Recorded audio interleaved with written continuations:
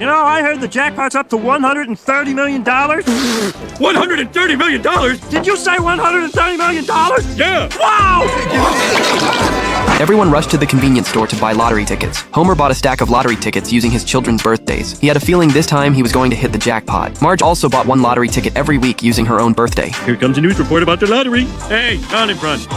The winning numbers hadn't been announced yet, but Homer was convinced he was going to win. He asked the kids what they planned to do if they won. Put it in the bank. Give it to the poor. Homer looked down on the kids' ideas. He planned to cover his entire body in gold. Then he would fire his boss. Homer also wanted to rule the entire world. The lottery numbers were announced. Homer figured that with so many tickets, at least one had to be a winner. But not a single one of his numbers matched. Homer's dream of getting rich was completely shattered. Instead, the TV host turned out to be the winner. Marge comforted Homer by saying that at least the family was healthy. Hey, the dog's dead. The dog was still barely breathing. To save Santa's little helper, the family took him to the animal hospital. After examining him, the veterinarian diagnosed him with stomach spasms. He needs an operation to correct it, or he'll die. How much will it cost? $750. The cost was a huge amount of money for the Simpsons. Homer needed to discuss it with the family. Bart didn't understand what there was to discuss. $750 was only 10 days worth of Homer's pay, but the family's living expenses were high. Homer didn't want to spend that much money on a pet. He comforted Bart by saying Santa's little helper would go to dog heaven. There would be plenty of bones there, and with just one turn, he could sniff another dog's butt. Bart refused to watch Santa's little helper die. After arguing with his parents, he left in tears. Homer thought he could always pick up another dog that didn't have stomach spasms. But when he looked into Santa's little helper's eyes, Homer agreed to find a way to save him. He planned to perform the surgery himself. Marge strongly objected. But Marge, it looks so easy, just like carving a turkey. Maybe you're right, Marge. Marge came up with a way to pay for the surgery. She planned to cut the family's expenses to save money. Homer would have to give up beer for a while. Bart would make money by working as a model at a cosmetology school. Marge would stop buying a lottery ticket every week. Lisa wouldn't be able to buy an encyclopedia. Maggie would have to keep wearing her baby clothes a little longer. Santa's little helper was taken into surgery. The veterinarian worked hard to save him, but suddenly his heartbeat flatlined. Santa's little helper arrived at the gates of heaven, but he was suddenly pulled back to the world of the living.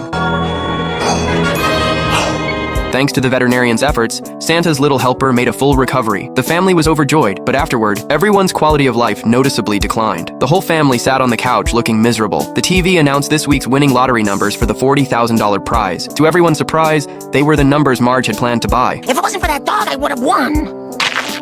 At school, Lisa couldn't finish her essay because she no longer had the encyclopedia she needed. Homer performed embarrassing dances at Moe's Tavern just to earn money for a drink. Bart's hair was ruined because of a trainee's mistake. Santa's little helper carried his toy over to his owners, but everyone pushed him away. Dumb dog.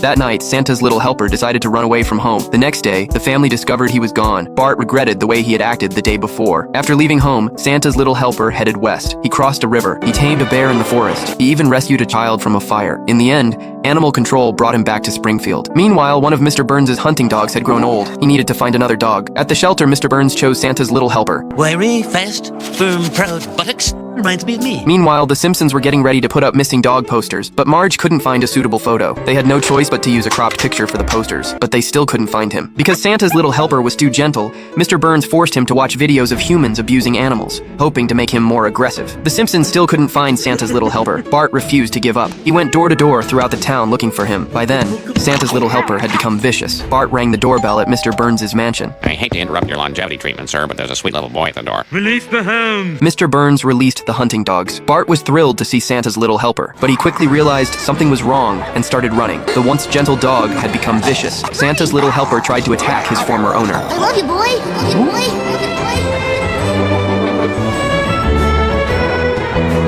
boy. The happy memories they had shared awakened Santa's little helper's memories. Bart brought him back to his warm and loving home.